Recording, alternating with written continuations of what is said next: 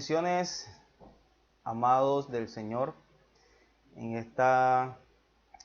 en este tiempo y en estos momentos vamos a estar dando la continuación de lo que hemos empezado con lo que es la apologética cristiana.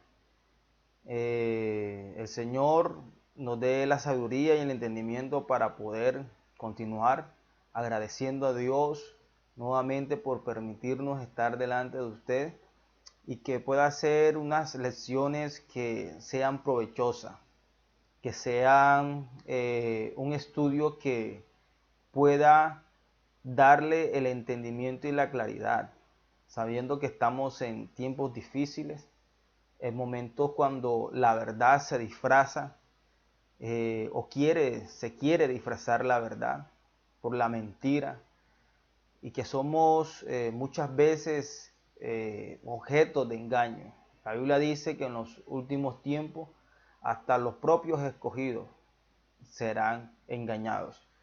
Por eso tenemos que estar atentos, ser como la iglesia de Berea, estar atento a cada palabra, a cada momento, sin descuidar el mover de la presencia del Señor en nuestra vida, pero siempre atento a lo que cada persona dice, porque es importante en estos momentos que dentro de una emoción, de pronto dentro de una omisión, podamos olvidar que estamos recibiendo una palabra con herejía, una palabra que vaya en contra del conocimiento y los principios del Señor.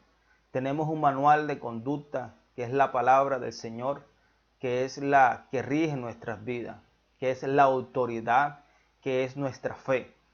Por eso hoy vamos a continuar con este tema que es muy importante en la vida del cristiano, que es importante la identificación de las cosas que nos rodean, que supuestamente tienen un alcance igual que a lo que está en la palabra, pero al analizarla y al cotejarla con la palabra, podemos ver que hay discrepancia en sus conductas, en su comportamiento, en sus acciones y en lo que realmente es conforme a los dichos del Señor. Y esto es con respecto a las falsas doctrinas. Por eso en esta hora vamos a continuar con esta lección acerca de lo que es las falsas doctrinas. Hoy vamos a hablar acerca de lo que es, vamos a comenzar, y el primero al que vamos a hablar es el Islam. Quizás muchos lo han oído, lo han estudiado, quizás para otros sea algo nuevo. Creo que es algo que realmente hemos escuchado. Sabemos que es un movimiento que ha tenido trascendencia, que ahora lo vamos a ver. Y esperamos de que esté atento, que esté dispuesto, disponible para poder escuchar, porque es muy bueno este tema y estos temas que vamos a estar trayendo. Es importante conocer y identificar.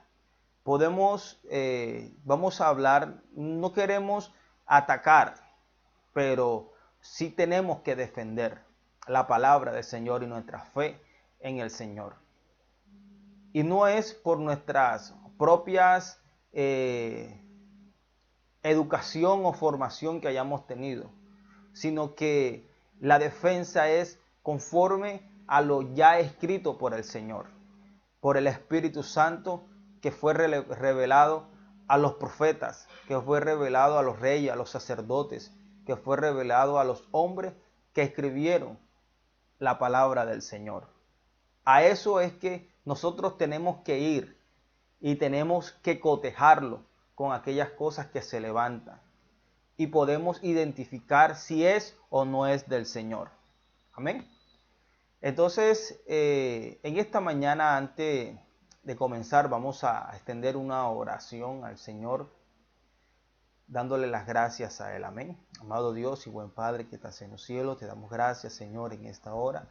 Señor, permite, Señor, que sea tu gran voluntad sobre cada uno de nosotros, que tu presencia, Señor, se manifieste en nuestros corazones. Permite, Señor, que estemos siempre conectados con tu Espíritu, que nos guíe, Señor, a decir, Señor, conforme a lo que realmente es tu palabra, tu revelación, la interpretación de tu palabra.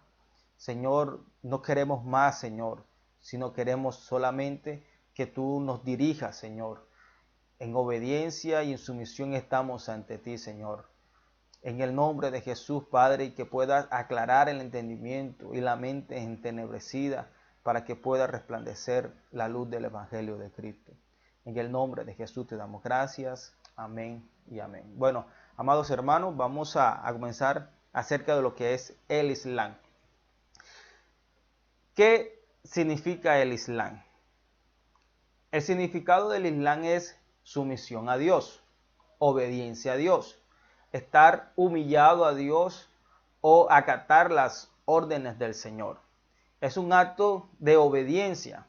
O sea, que el Islam es una palabra que se deriva del árabe, son árabes, es una lengua árabe, que significa sumisión a Dios. Es algo pues normal, no hay nada que contradecir a esto porque todos estamos sumisos a Dios. No quiere decir que todos pertenecemos al Islam y que todos somos el Islam, pero sí todos los que hemos creído en el Señor estamos sumisos y somos obedientes y humildes a la voz del Señor. Entonces por ese lado pues no podemos atacar ni decir nada en contra de lo que es el nombre, porque las sectas se levantan con nombres que realmente no atacan a Dios. En esa parte, pues cada nombre realmente representa algo en defensa del Señor. Y lo vamos a ver con tantas doctrinas o sectas o dogmas que nosotros podemos decir, no hay nada malo. Podemos estar a favor de lo que es del Señor. Pero cuando comenzamos a analizar ciertas acciones, ciertas creencias, ciertos comportamientos, entonces ahí donde tenemos que identificar exactamente cuál es la brecha que realmente se parte ahí, ese lineamiento que debe tener con el Señor. Entonces, ellos son personas que son muy sumisas a Dios, obedientes. Ellos, dentro de lo que es sus creencias, tienen ese reconocimiento hacia Dios. O sea, tienen una obediencia, un temor hacia Dios. Lo mismo que ha sido enseñado por nosotros en la palabra, que el temor al Señor tenemos que tenerlo en nuestros corazones. Amén. Entonces, por ese lado, creo que todos estamos bien ahí. Ahora, los seguidores son llamados musulmanes. Al igual que nosotros somos seguidores de Cristo y nos llamamos cristianos. Cristo pequeño somos nosotros, por eso nos llamamos cristianos, Cristo pequeño, porque somos seguidores de Cristo, por eso nos llamamos cristianos. Ellos se llaman musulmanes, o sea, todos los musulmanes pertenecen al Islam. Pero no todos los musulmanes son árabes, que eso lo creo está más adelante, pero para hacerle esa discrepancia, esa diferencia, que cuando uno se refiere a los árabes, no son musulmanes. No todos los árabes son musulmanes, pero sí los musulmanes tienen una parte que son árabes. Es más, el 15% de los árabes son musulmanes, pero no todos los árabes son musulmanes, para que podamos entender ahí desde ese principio y no podamos cometer esos errores de que cuando nosotros nos refiramos a los árabes queremos decir que son musulmanes. No, no todos los árabes son musulmanes. Entonces, a esos seguidores del Islam se le llaman musulmanes. Entonces, cuando usted escucha musulmanes, quiere decir que son personas o creyentes del Islam. Ahora, el Islam tiene un símbolo, ellos tienen pues su bandera y todo, y tiene un símbolo que es la luna creciente y la estrella. Podemos ver una estrella ovalada y que tiene una estrella de 5 puntas. Que la dualidad, que es la luna creciente y la estrella, eran monogramas de Tanit, una diosa semita del Imperio Romano que se islamizó. Pues ellos tienen esta simbología y lo relacionan con una diosa del Imperio Romano que se islamizó llamada Tanit, una diosa semita. Entonces desde aquí vamos a tener ahí vamos a sombrearlo porque más adelante vamos a estar hablando de eso. Para los creyentes musulmanes, la luna creciente y la estrella simbolizan la soberanía, la franqueza, la nobleza, la concentración, la victoria y la divinidad. O sea, eso es lo que significa pues la luna y la estrella, la soberanía, la franqueza, la nobleza, la concentración, la victoria y la divinidad, pero la llevan relacionada a lo que es una semita que se islamizó. El fundador del Islam es llamado Mahoma. Ustedes lo han podido escuchar, el nombre de Mahoma, o en árabe Muhammad o Muhammad. Hemos escuchado mucho ese nombre que se relaciona, es un nombre árabe, pero realmente para nosotros y para el mundo el nombre que realmente es más universal es el nombre de Mahoma. Entonces Mahoma fue el fundador del Islam, que más adelante vamos a ver la bibliografía de lo que fue Mahoma, cuándo se originó, por qué se originó y qué fue lo que sucedió para que se originara. El tipo de esta religión es monoteísta, es decir, que adoran a un solo Dios. Mono significa etimológicamente la palabra monoteísta, significa mono, la palabra etimológica quiere decir es la derivación de realmente de lo que son las palabras. Si podemos dividir la palabra en la cual la relaciona monoteísta, o sea, mono significa uno, teísta significa Dios, o sea, adoran a un solo Dios. Eso es lo que significa la palabra monoteísta, es decir, que va en contra del politeísmo. Politeísmo quiere decir muchos dioses. O sea, no adoran a muchos dioses, están en contra de la adoración de muchos dioses, de la idolatría, pues ellos están en contra de eso. Al igual que nosotros, que adoramos a un solo Dios. Algo que de pronto se me escapó colocarlo aquí, y es que el Dios de ellos es llamado el Dios Alá. El Dios Alá. Y a ese Dios es que ellos adoran, Alá. O sea, ellos, su nombre o su Dios es Alá. Y no hay otro Dios fuera de Alá que ellos puedan adorar. Entonces, esa religión va encaminada al monoteísmo y pues hasta ahí es lo mismo que nosotros hacemos. Adoramos a un solo Dios, no adoramos a Alá, porque Alá tampoco es que sea malo, no es que sea un Dios aparte, un Dios diferente. Si yo ahora mismo le digo, yo adoro a Alá, ¿ustedes qué pensarían? Entonces, Alá no es algo que sea malo o que sea un Dios diferente. Alá es el mismo Dios que nosotros adoramos. Es el Dios de Abraham, es el Dios de Isaac y es el Dios de Israel. Sino que Alá, así como el pueblo judío o la Biblia, en el Tanakh, se encuentra relacionado muchos nombres que van relacionados a Dios, entre eso el que más se generaliza es de Yahvé, que es un nombre dado a Dios, pero que es un nombre en hebreo. Entonces, pero va relacionado al Dios que hizo los cielos y la tierra.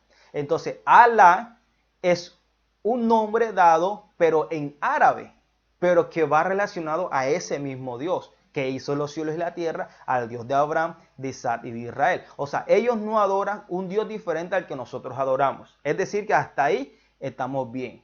Nosotros no decimos que adoramos a Alá porque realmente nuestra lengua no es árabe, pero realmente nosotros adoramos a ese mismo Dios. O sea, que ellos adoran a ese mismo Dios. Tienen una religión que es la monoteísta, igual que nosotros. O sea, que hasta ahora todo va bien ahí.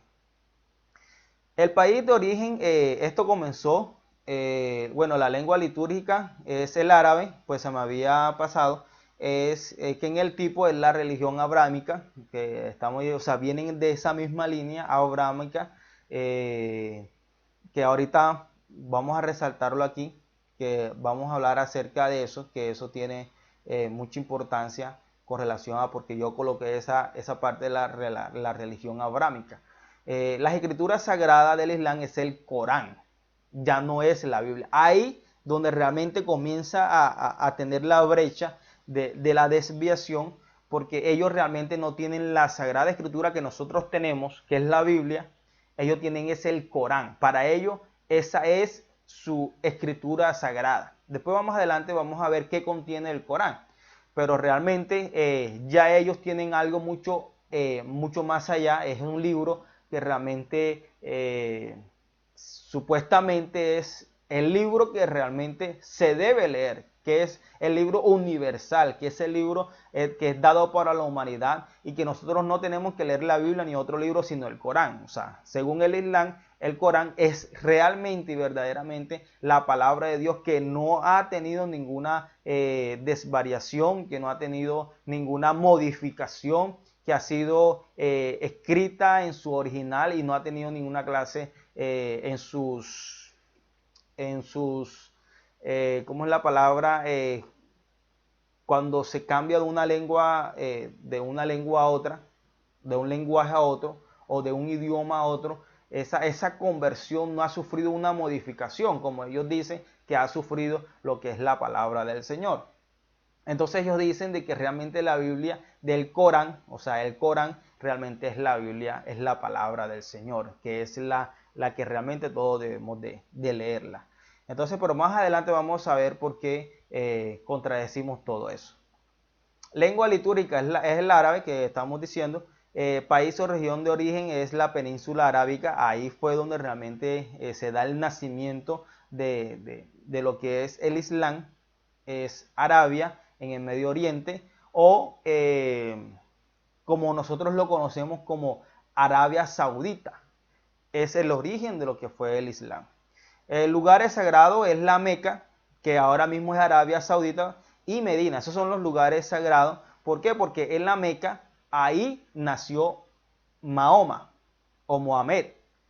Y Medina fue el lugar donde él se fue a esconder, a refugiarse, cuando realmente sintió la persecución de aquellos que estaban en contra de lo que él estaba predicando. Allá fue en Medina. Entonces esos dos lugares realmente se reconocen como lugares sagrados, porque fue donde realmente estuvo en esos dos sitios Mahoma. En la Meca por ser el nacimiento de Mahoma, y Medina por ser el lugar donde Mahoma realmente se dio a conocer, donde ahí realmente fue sacerdote, donde ahí fue político, donde ahí fue el profeta, donde realmente ahí se le reveló supuestamente la palabra del Señor, ahí en Medina. Después, cuando estuvo en Medina, se llegó a la Meca a conquistarla.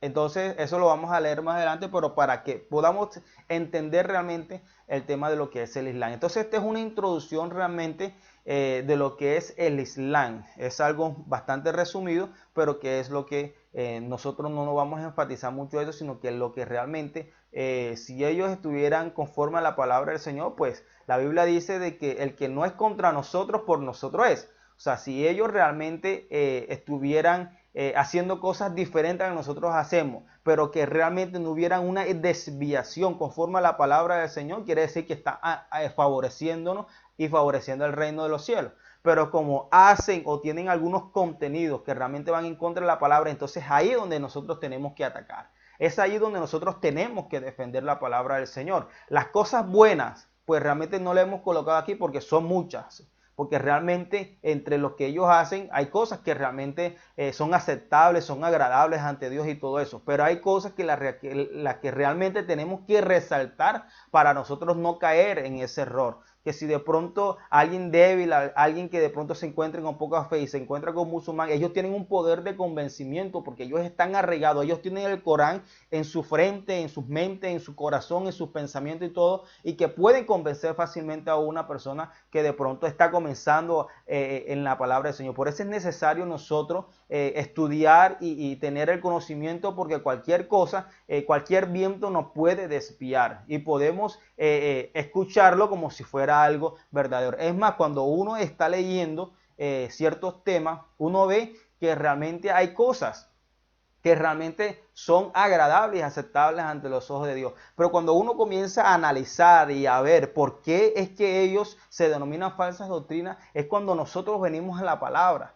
Y cuando realmente lo que está en contra de la palabra es ahí donde nosotros tenemos que decir, aquí hay una diferencia. Esto no es aceptable, esto no es de Dios, porque realmente va en contra de la palabra. Porque esta palabra es nuestra Sagrada Escritura, la que está revelada, la que está canonizada, la que está aceptada universalmente por el pueblo de Dios, que es el pueblo de Israel. Amén. Entonces, es eso, amados hermanos, para tenerlo bien en cuenta. Entonces, los templos donde ellos están, realmente donde se congrega, se llaman mezquitas. Para los judíos son las sinagogas, es el lugar santo, el templo santo, que ahora mismo pues se va a reconstruir y todo eso. Para ellos son mezquitas, para nosotros son los templos donde nosotros nos congregamos. Entonces son los lugares donde ellos se concentran a adorar a Alá. Entonces el origen del Islam, en el momento de la introducción estábamos hablando, amados hermanos, que el Islam ha sido o es de las tres religiones más poderosas, monoteístas en el mundo. Tenemos el judaísmo, tenemos el cristianismo y le sigue el Islam. Y el Islam es el segundo más fuerte a nivel del mundo. Entonces, o sea, es la trascendencia que ha tenido el Islam a nivel mundial. El Islam apareció en el siglo VII, donde realmente aparece con el nacimiento de Mahoma, hacia el año 570 aproximadamente. Mahoma era un niño huérfano. Quedó huérfano porque sus padres murieron, obviamente, pero fue huérfano desde niño. Prácticamente no tuvo tanta relación con sus padres porque su tío se hizo cargo de él. El tío lo enseñó a sus trabajos, que era estar en caravanas y todo eso. Mahoma a los 25 años se casó con una mujer que quedó viuda, pero esta mujer era adinerada. Pues él pudo haberse quedado pues con esa viuda y ha podido tener una vida sin tanto, pero pues no decidió, la mujer era muy rica, pero no decidió llevar una vida así, sino que estuvo más concentrado a muchas cosas religiosas. Esta mujer pues se llamaba Yadilla, una viuda, como lo habíamos dicho. Fue en la Meca donde realmente Mahoma nació. Dice de que tenía contacto directo con los cristianos y judíos. Por eso era que él le iba mucho más al tema religioso y no tanto a lo que era la política y otras cosas, que realmente también fue su rol en su vida. Pero a partir de los 40 años empezó a retirarse periódicamente a meditar en las montañas. Y fue allí donde, según la tradición, una noche la palabra de Dios le fue revelada mediante el arcángel el arcángel Gabriel. Es allí donde comienzan las revelaciones de Mahoma. Entonces, dice su Biblia, o dice la historia, que a medida que el ángel Gabriel le manifestaba la predicación, él lo iba anotando, lo iba escribiendo. Esos escritos que él iba haciendo a medida que el ángel Gabriel le iba manifestando, esos se llamaban shura, o lo que nosotros conocemos en la Biblia como capítulos. Es decir, capítulo 1, capítulo 2, capítulo 3, y a esos capítulos obviamente tenía unos versículos, unas aleyas. Entonces, ahí, en esa agrupación de shuras, de esos capítulos, se fue formando lo que fue el Corán, lo que ahora se denomina el Corán. Pues lo mismo pasó con la Biblia, los manuscritos que fueron reunidos y se fue conformando lo que fue la palabra del Señor. El Islam en el mundo. Como habíamos dicho, el Islam ha tenido mucha trascendencia.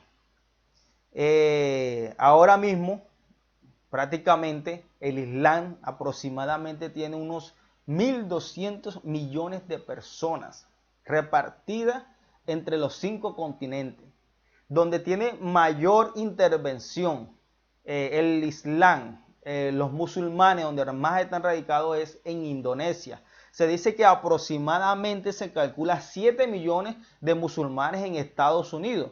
O sea, realmente en América donde más está concentrado en Estados Unidos, pues en lo que es en los países hispanos, realmente no en Centroamérica, Hispanoamérica, no están ellos mucho concentrados. Ellos están más en el norte de nuestro continente y en Indonesia, en lo que es Bagdad, lo que es la China, parte del norte de Europa. El Islam ha tenido una trascendencia, amados hermanos, un impacto que de religión se ha convertido en una cultura. O sea, no es como nosotros, pues los cristianos que tenemos hermanos en todo el mundo, pero cada uno de los hermanos repartidos en todo el mundo pertenecen a una cultura dependiendo de la ciudad o del país donde se encuentren. Pues ellos, los musulmanes, ellos adoptaron su propia cultura. Donde ellos estén, igual que los judíos, ellos mantienen su propia cultura y no se ligan a cualquier otra cultura y tienen su creencia, su fe, su cultura y todas sus manifestaciones la tienen de forma particular. Ellos tienen unos pilares que son 5, que es realmente donde se fundamenta su creencia. La primera de ellas es la fe. Está basado en la shahada, la declaración de fe con la que un hombre se convierta al Islam. Es decir, lo que para nosotros es el modelo de fe, para nosotros convertirnos al cristianismo. ¿Se acuerda que cuando hay una predicación, cuando hay una evangelización, cuando hay una campaña masiva, una predicación masiva, cuando las personas no conocen al Señor y se le predica la palabra y el Espíritu Santo de Dios los toca, nosotros hacemos la oración de fe, que es la de reconocer a Jesús, al Señor, como nuestro Salvador y que Él nos limpie de todo pecado y de toda maldad. Amén. Donde nosotros profesamos que Jesús llega a nuestra vida y que nosotros lo reconocemos como nuestro Salvador. Entonces, la declaración de fe para que una persona se convierta al musulmán, su declaración de fe es la siguiente. Primero, debe decir atestiguo, o sea, deben haber 2 personas que ya son del Islam, pues pueden ser diáconos de ellos o ancianos o cualquier otra persona que ya sea que sean musulmanes, que sean seguidores del Islam. Ellos dicen, por ejemplo, una persona se va a convertir al Islam, ellos dicen, atestiguo delante de ustedes que no hay más Dios que Alá y Mahoma es su profeta. O sea, nosotros atestiguamos cuando nos convertimos de que no hay otro Dios sino el Dios que hizo los cielos y la tierra. Pero en vez de Mahoma, nosotros decimos, Jesús no es nuestro profeta. Jesús es nuestro Salvador. Entonces ellos realmente no reconocen a Jesús como el Señor y Salvador, que es lo que más adelante vamos a ver. Aquí se da la otra brecha. Porque ellos colocan a Mahoma como ese caudillo de su vida, como ese salvador de su vida. Colocan a Mahoma como ese hombre que sirve como puente para llegar a Dios. Aunque ellos realmente reconocen de que a Mahoma no se le debe dar ninguna honra, ninguna gloria por ser hombre, pero realmente en su declaración de fe, porque ellos lo vamos a ver más ahorita en el siguiente punto, ellos realmente esta palabra la dicen 5 veces al día. No hay más Dios que Alá y Mahoma es su profeta. No hay más Dios que Alá y Mahoma es su profeta. Ellos siempre tienen esta palabra en su boca. Es decir, que Mahoma para ellos, si realmente se convierte en su salvador de sus vidas. Amén. Porque fue la persona que supuestamente Dios escogió. Fue el profeta perfecto, según ellos, para poder predicar la palabra del Señor. Que eso también lo vamos a ver más adelante. Pero aquí podemos ver en su creencia, en su declaración de fe, cómo realmente desplazan, que es cuando vamos a confrontarlo con la palabra, lo vamos a ver. Desplazan, pues y yo creo que aquí no hay necesidad de compararlo con la Biblia, porque con el simple hecho de nosotros saber de que la declaración de fe es reconocer a Dios como el único Dios verdadero, pero reconocer a Mahoma como su profeta, es decir, tenerlo a Mahoma como realmente su caudillo, como su salvador, pues fue, ya ahí está fuera como de tal de lo que es la palabra del Señor. Entonces lo que podemos nosotros es buscar y citar citas bíblicas y todo, pero ya con esto podemos decir que ya va por un mal camino. Ya hay una desviación como tal al alineamiento del Señor. Amén. Ellos dicen que en el Islam no hay sacerdote, puesto que se considera que cada hombre tiene relación directa con Dios sin intermediarios, que eso lo vamos a leer. Aquí hay otra brecha, aquí hay otro problema que se está presentando. Para ellos cualquier hombre puede ser imán, es decir, el director de la oración. Pues en cierta parte podemos decir de que sí, cada quien es director de la oración, porque la Biblia nos enseña de que nosotros cuando oremos, pues cerremos la puerta y hablemos directamente con Dios. Y Dios que mire en los secretos lo recompensará en público. Eso está bien. Pero cuando ellos dicen de que realmente no hay intermediario, que eso lo vamos a leer allá en las contradicciones, realmente ya aquí hay este problema. No lo vamos aquí a decirlo porque ya lo tenemos más adelante. En la oración, que era lo que nosotros hacemos, que hace parte también de su creencia, de sus pilares, pues ellos oran mucho. O sea, ellos por obligación deben orar 5 veces al día. Y si no oran 5 veces al día, por lo menos deben orar al amanecer.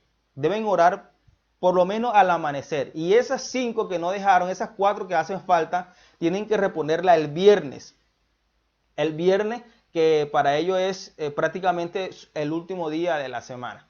Entonces ese viernes ellos realmente deben de recompensar esas horas y darle con toda a la oración. Pues en esto podemos decir de que está bien, no hay ningún problema, porque Dios también nos manda a orar sin cesar. ¿Sí? La Biblia dice que tenemos que orar sin cesar. A tiempo y fuera de tiempo tenemos que predicar. O sea, tenemos que tener la oración siempre en nuestro pensamiento. Ahora, no es dejar de tú hacer unas labores, no es de tú realmente hacer los quehaceres para poder orar. No, porque también la Biblia dice que todo tiene su tiempo. No necesitamos dejar de hacer las cosas para orar, porque nuestro pensamiento y en lo que nosotros hagamos, realmente tenemos que resaltar la obra de Dios, honrar a Dios en lo que hacemos, honrar a Dios en lo que decimos. De esa forma nosotros oramos a Dios. Porque a veces tenemos esa discrepancia de que orar es que tenemos que arrodillarnos, hay que arrodillarnos, pero en el momento que realmente tengamos la privacidad, tengamos la disponibilidad y el tiempo. Pero mientras no lo tengamos, lo que usted hace en el momento en que usted está, en el momento en que usted está trabajando, usted puede adorar y honrar a Dios sin necesidad de ponerse rodillas. Es decir, nosotros podemos honrar a Dios haciendo el trabajo excelentemente. Con lo que estamos haciendo, lo hacemos excelentemente. Ahí estamos adorando a Dios, estamos honrando a Dios, porque hay un pasaje de la Biblia en Colosenses que dice que todo lo que hagamos, hagámoslo de corazón como para el Señor y no para los hombres. Cuando nosotros hacemos esa labor para Dios y no para los hombres, entonces ahí estoy dándole una oración, una adoración. Estamos honrando el nombre del Señor. Pero ellos realmente tienen que apartarse para y públicamente, porque aquí hay estas 5 veces al día deben hacerla una en privada y las otras 4 tienen que hacerla pública. Entonces ahí es donde realmente comienza a tener inconvenientes si realmente se encuentran ellos en una cultura diferente. Entonces ahí pues, se puede tener problemas, pero bueno, esa es su cultura y realmente no le encuentro ninguna objeción a esto. Hace parte de una devoción al Señor, no hay problema. Con estas adoraciones pretenden purificar el cuerpo del mismo modo que la oración purifica el alma, haciéndolo digno de Dios a través de la limpieza después se descalzan, se cubren la cabeza y empiezan la oración mirando en dirección a la Meca. Aquí lo puse en amarillo, lo resalté, porque ellos prácticamente copian muchas cosas de lo que es el pueblo de Israel. ¿Se acuerdan cuando Daniel se encontraba cautivo en Babilonia y cuando él estaba en el lugar del gobernador, del rey, en el lugar donde se encontraba su aposento y él iba a orar, que oraba 3 veces al día, pues no oraba las 5 veces al día, pero Daniel oraba 3 veces al día, y cuando él oraba, él abría las puertas o abría las ventanas y oraba en dirección a Jerusalén. Pues ellos lo que hacen es orar en dirección a la Meca. O sea, es el lugar sagrado de ellos. Es el lugar donde ellos realmente lo tienen como epicentro de su creencia. Entonces ellos cuando van a orar, buscan donde estén, van buscando la dirección donde que se encuentra en la Meca y ahí extienden su oración. Lo mismo que hacía el profeta Daniel. Entonces, pues tampoco aquí hay una, pero es para poder decirte que hay una relación y muchas cosas de lo que ellos hacen, pues están muy relacionadas a lo que hace el pueblo de Israel. La limosna. La limosna consiste en la donación, que hace también parte de su creencia, muy arraigado en esto. Estas 5 pilares, ellos lo hacen, pero extremadamente. O sea, esto lo tienen ellos arraigado y lo cumplen al 100%. La limosna consiste en la donación, una parte de las ganancias anuales, antiguamente 1/10 de las ganancias, igual que hace el pueblo de Israel, a la caja de la comunidad para atender la necesidad de los más pobres. Pues diferente, bueno, ya aquí esa parte sí es diferente. Es igual al pueblo de Israel porque el pueblo de Israel también tiene que sacar una parte de lo que es su ganancia, sus ingresos para darlo allá al pueblo de Israel, a lo que es a la tribu que fue escogida por Dios, que fueron los levitas, que realmente se encargan del ministerio del Señor. Pero ellos realmente no tienen alguna parte específica, sino que realmente van destinadas a los pobres. Porque según ellos, que lo vamos a leer más adelante también en lo que es el tema de lo que los desfavorece a ellos, es que ellos realmente tienen esta limosna, pero ellos lo hacen porque saben, o sea, ellos están amaestrados porque se les dice de que la limosna es una obra que agrada al Señor y que es producto de su salvación. O sea, que Dios a ellos los tiene más cerca por ser hombres dadivosos. Pues, y en esta parte sabemos de que Dios también nos ha demandado a nosotros a que le demos a la obra del Señor. Amén. Para expandir el reino de los cielos. No hay ningún problema. Dios nos enseña a nosotros a ser altruistas. Hay partes en la Biblia y hay un sinnúmero de la palabra donde la Biblia nos enseña a que es mejor dar que recibir. O sea, hacer una persona altruista, pues Dios no lo... Pero, que es lo que realmente cuando comenzamos a analizarlo y empezamos a ver, y es que Dios no se compra con dinero. O sea, usted puede darle al pobre necesitado porque el que le da pobre le presta a Dios y todo eso, que lo dice la palabra de Dios, pero la salvación realmente no viene por el tema de la limosna, no viene por el tema del altruismo, porque esto realmente va en contra de lo que dice la palabra del Señor, que más adelante lo vamos a estar exponiendo. El ayuno. Los musulmanes tienen que ayunar durante el mes Ramadán, el 9º mes del año musulmán en que Dios se reveló por primera vez a Mahoma. Pues este año, ya ellos, el día que se le reveló por primera vez a Mahoma, ellos toman ese día para hacer ayuno. Se considera que el ayuno, del mismo modo que la oración, acerca al hombre a Dios, recordándole que hay cosas más importantes que la comida y la bebida, además de hacerlos comprender y compartir los padecimientos de los pobres. Pues esto ya lo sabemos, es algo que también nosotros hacemos, el tema de compartir, el tema de hacer la oración, el tema de la fe, el tema del ayuno, estas cosas nosotros las hacemos y es importante. La Biblia dice que hay géneros que no salen sino con el ayuno y la oración, entonces es bueno esta parte que ellos mencionan, de que no solamente es importante la comida y la bebida, porque Jesús también lo dijo, que realmente no solo del pan vivirá el hombre, sino que de toda palabra que sale a la boca de Dios, pues realmente es nuestro alimento. Amén. Entonces la oración sirve para eso, para que realmente nosotros podamos romper los yugos. Pues para ellos no es romper yugos, ni ligaduras, ni nada de esas cosas, sino es una manera de que ellos van a comprender. Ayunando ellos comprenden la necesidad del pobre.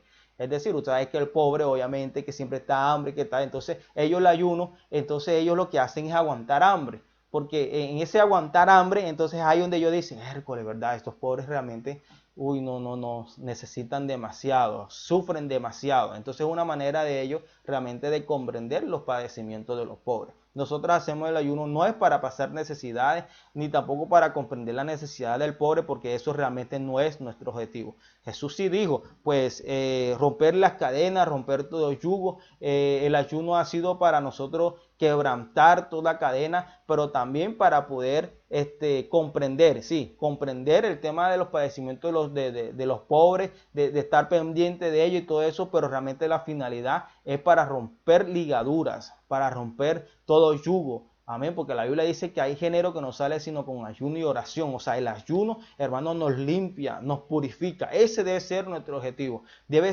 ser un sacrificio vivo, como le dice la palabra, que es el culto racional. Debe ser un sacrificio que realmente le agrade al Señor. Pues realmente Dios no va a dejar cierto sacrificio para poder agradar a los hombres, para agradar a Dios. Amén.